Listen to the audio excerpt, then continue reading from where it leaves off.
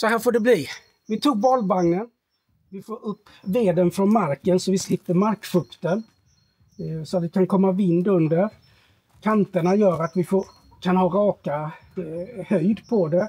Vi la bara en presenning på nu så vi skyddar det mot regnet. Med några plank över. Den främre delen måste vi kunna öppna så att vi kan vedhögarna kan ramla ner ifrån transportören där. Och det här är blandad lövved här för vår uppvärmning till vintern.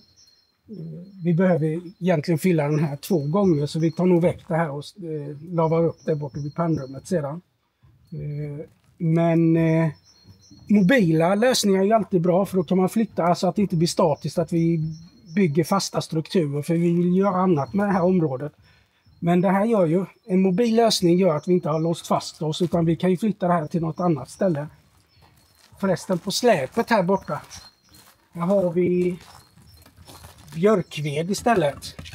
Som är tänkt att använda till bastutältet så att det är lite anpassat i längd jämfört med det som är till värmesystemet. Och där är det bara björk. Så liksom sorterat ut det på en gång.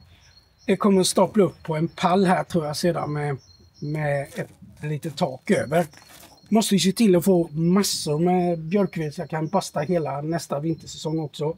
Och så ska vi fylla på med riktigt mycket så att vi kan ha det varmt och gott nästa vinter här i Sundhult. Men en bra mobil lösning, så här får det vara så länge.